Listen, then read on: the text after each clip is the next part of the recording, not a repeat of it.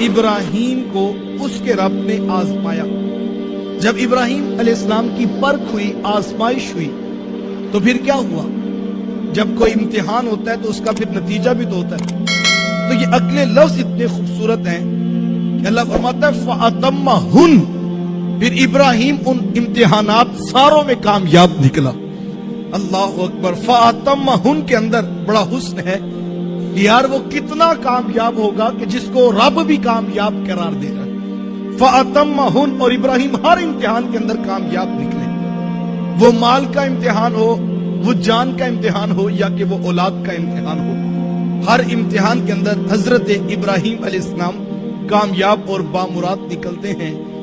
مال کی باری آتی ہے تو وہ کتنا خوبصورت انداز رکھتے ہیں۔ آپ جانتے کہ حضرت ابراہیم علیہ السلام جو ہے وہ بہت بڑا جو ہے وہ بکریوں کا ایک ریوڑ رکھتے تھے اور ان کی خدمت کرتے، اور ان کے ساتھ ایک دن محو محبت تھے کہ حضرت ابراہیم علیہ السلام بکریوں کا ریوڑ ہے اور ان کے ساتھ شفقت اور پیار کا اظہار کر رہے تھے۔ کسی بکری کی پشت پہ ہاتھ پھیرتے، کسی کے بالوں کو سنوار رہے تھے کہ فرشتوں نے عرض کی کہ مالک یہ ہے تیرا خلیل جو اس طرح دنیا کے مال میں منہمک ہے۔ تو رحمت باری نے جواب دیا اور کہا فرشتوں جاؤ میرے بندے کا امتحان لے لو۔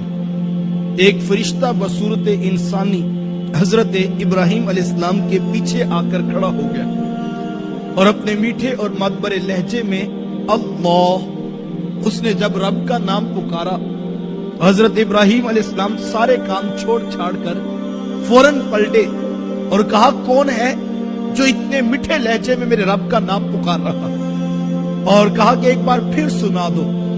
تو اس نے کہا ابراہیم پہلے تو اپنی مرضی سے نام لیا تھا، اب تمہاری ڈیمانڈ اور تمہاری چاہت ہے، لہٰذا اب مفت میں نام نہیں لوں گا، بتاؤ اگر دوبارہ نام سناؤں تو پھر تم مجھے کیا؟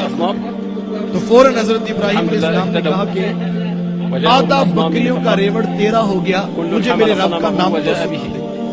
اللہ اکبر۔ اس نے پھر کہا اللہ، اب ایک رب کا نام اور پھر فرشتے کی زبان اور اس کا میٹھا لہجہ، اور پھر ادھر حضرت ابراہیم علیہ السلام کا قلب سلیم، تو لطف تو آنا ہی تھا، اور وہ جو محبت کی تار چھڑی تھی اس نے ایک اور رنگ اپنایا، اور حضرت ابراہیم علیہ السلام فوراً کہنے لگے کہ اتنے میٹھے لہجے میں پکارتے ہو، ذرا ایک بار پھر سنا دو۔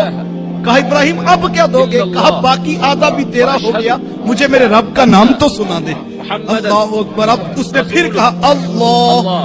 اب حضرت ابراہیم علیہ السلام کا دل اپنے رب کے نام کی لذتوں کو محسوس کرتا ہے، یار یہ تو ابراہیم علیہ السلام کا دل ہے۔ اور اس دوسری طرف تو سلطان باہو علیہ السلام فرماتے ہیں اندر بوٹی مشک مچایا اتے جان پھولن تے آئی ہو، یار وہ تو حضرت باہو علیہ الرحمہ کا دل تھا اور یہ تو حضرت ابراہیم علیہ السلام کا دل ہے، اور لہجہ جو ہے فرشتے کا ہے اور نام رب کا ہے۔ تو فوراً کہا اتنا میٹھا پکارتے ہو، ذرا ایک مرتبہ پھر میرے رب کا نام تو سنا دو۔ تو اس نے کہا ابراہیم اب تو تیرے پاس دینے کے لیے بچا بھی کیا ہے؟